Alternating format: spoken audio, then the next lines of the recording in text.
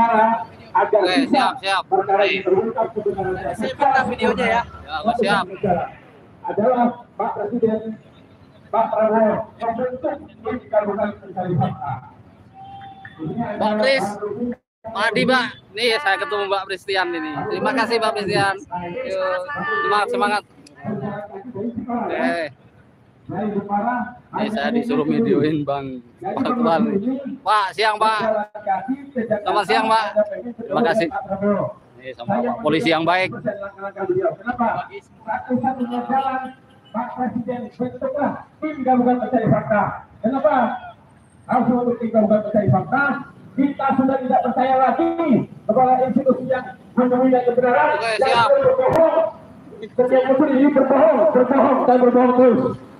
Satu-satunya jalan, ya, Pak Presiden, ini kesempatan, ya, ini kesempatan kepada Pak Prabowo untuk membuktikan bahwa benar beliau selaku Presiden ingin benar-benar menegakkan keadilan, ingin mengungkapkan kebenaran. Ini saatnya, Pak Prabowo, ya, ini saatnya Bapak bisa membuktikan bahwa Bapak benar-benar melindungi rakyat Indonesia. Ungkapkanlah kebenaran, apa isi handphone itu? 6 handphone disita tapi tidak digunakan, tidak dibuka sampai putusan pengadilan. Ini benar-benar gila, ya. Ada barang yang bisa memastikan bahwa benar tidak 83 ini adalah pelakunya, tapi sampai detik ini, sampai orang-orang mengatakan kita hormati urusan hukum, keputusan hukum yang mana yang harus kita hormati, keputusan hukum yang mana yang mendapat kebohongan di dalamnya. Ya, begitu saja saya sampaikan. Ada teman-teman saya, ada Bang Nyoman, ada Bang Firdaus yang menyampaikan pendapatnya. Terima kasih, tetap semangat, gaskan. Terima kasih. Assalamualaikum warahmatullahi wabarakatuh. Waalaikumsalam warahmatullahi wabarakatuh. Merdeka! Merdeka! Merdeka! Gerakan suara keadilan Indonesia. Gaskan! Gaskan!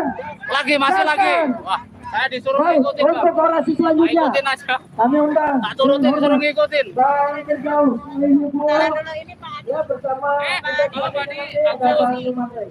saksi yang musafir. Semangat. Oke. Kamu ngapain? Semangatnya. Suruh ngikutin Bang Ardi. Oke, silakan. Suruh videoin. Kasih menyala Bang Firdaus. Ngapain? Bagiin air. Saya minta Suruh ngikutin. merapat dong. Merapat, berdiri. Jadi aktivis itu nggak boleh loyo. Aktivis itu nggak boleh loyo, apalagi untuk memperjuangkan hak-hak masyarakat Indonesia. Ya, hari ini kita Ini. jumlahnya sedikit. Ya, hari ini kita berjumlah sedikit. Ya, tapi kita mewakili 300 juta penduduk Indonesia. Bang Ardilo. Saudara-saudaraku, sebangsa dan setanah air. Kenapa kita hari ini gusar dengan proses penegakan hukum di Republik Indonesia ini? Karena Indonesia ini masih menganut tiga sistem hukum. Saya mohon maaf, Silo. Yang pertama adalah hukum adat. Yang kedua, Anglo-Saxon yang berkaitan dengan jurisprudensi. Yang ketiga, Eropa kontinental. Jurisprudensi adalah cara hakim untuk memutuskan satu perkara dengan mengacu kepada putusan yang terdahulu. Hari ini kita tahu bahwa proses penegakan hukum terhadap kasus Vina sangat tercela sekali, ya, karena prosesnya sangat melanggar administrasi hukum. Bayangkan orang-orang yang dipaksa untuk mengaku, ya, perbuatan yang tidak pernah dilakukan oleh mereka, akhirnya sekarang ngandang sampai seumur hidup. Dan ini bisa menjadi jurisprudensi, ya, bisa menjadi acuan hakim dalam memutus satu perkara. Kalau ini tidak bisa diselamatkan, maka besok anak cucu Kapolri, anak cucu Presiden, anak cucu dari para menteri, anak cucu kita semua akan dilakukan hal yang sama oleh penegakan hukum di Indonesia. Karena sudah menjadi jurisprudensi. Jurisprudensi ini apabila dibiarkan, ini akan melegalkan kesalahan-kesalahan dan kecacatan administrasi hukum. Maka kegusaran-kegusaran ini harus kita bongkar. agar kita tidak lagi cacat dalam melakukan penegakan hukum di Indonesia. Betul. Ingat, DPR besok keponakannya nanti ditangkap tanpa ada surat sprint. Ya. Keponakannya diadili tanpa ada saksi di dalam pengadilan. Lalu kesaksiannya ada di dalam amar putusan. Ini kejahatan-kejahatan yang luar biasa, yang memalukan. Sehingga kita harus membongkar ini. Dan tidak penting siapa pelakunya. Yang penting ini prosesnya diadili secara signifikan dan diulang kembali. Makanya saya minta kepada DPR RI untuk membentuk tim panja. Tim panja, tim pencari fakta. Siapa sebenarnya pelaku ini? Dan bagaimana prosesnya? Kita ulang kembali, bebaskan 7 terpidana. 7 terpidana tidak boleh dihukum karena tidak kesalahan. Ya. Ini semua kejahatan-kejahatan yang harus dibongkar di Indonesia. Karena ini memalukan.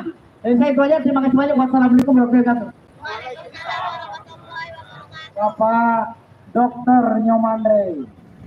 Mana Pak Dr. Nyoman Rey? Sepatah dua kata.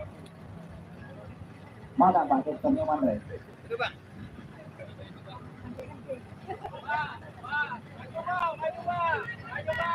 Aja bang. Pak Dr. Nyoman Rey.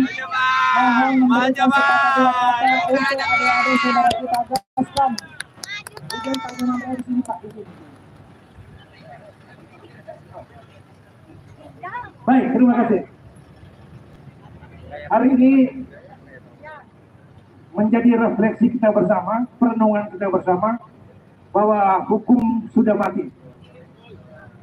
Kematian hukum itu sangat tergantung kepada tangan orang-orang baik atau orang-orang jahat.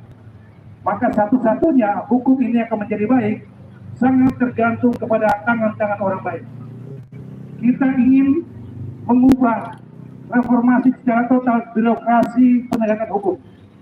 Itu syarat yang pertama. Syarat yang kedua, mengendalikan moral para penegak hukum supaya jauh dari hedonisme, materialisme, individualisme yang bekerja berdasarkan mafia hukum dan kapitalis.